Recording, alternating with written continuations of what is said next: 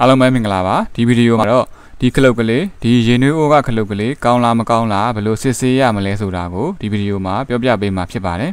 အဲ့တော့ဒီမှာသူကဒီပုံမှန်အခြေအနေမှာဆိုရင်ဖိထားရင်ဒီလိုဖိထားလို့ရှိရင်ကျွန်တော်တို့ကဒီမှာဒီကို continuity mode ကိုထားလိုက်မယ်ထားပြီးတော့ဒီမှာဒီလိုဖိထားတဲ့အခြေအနေမှာဆိုရင်ဒီကိုဒီမှာနော်ဒီတစားအဒီကိုလာထားတဲ့အတွက်ဒီကိုထိုးလိုက်မယ်ဒီမှာဒီတစားအဒီကိုထိုးထားတယ်ဒီမှာအတန်မြည်နေရနော်အတန်မြည်နေတယ်ဒီမှာဒီလိုလုပ်လိုက်ရင်ဒါ off ချင်နေအတန်ပိတ်သွားမှာနော်အဲ့တော့ကျွန်တော်တို့ကဒီမှာ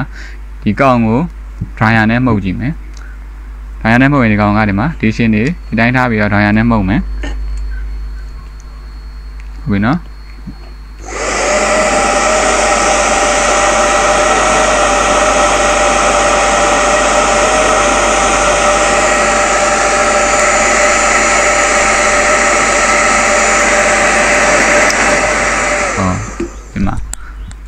လွတ်သွားပြီနော်ဒီမှာအတန်မမြည်တော့ဘူးဒီကောင်ကလည်းအပေါ်ကိုကွာသွားပြီနော်ဟုတ်ပြီနော်ဒီမှာဒီချင်းတွေကိုကျွန်တော်တို့ dryer နဲ့မှုတ်လိုက်ရင်အပေါ်ကိုဒီလိုကွာသွားမယ်ဟုတ်ပြီနော်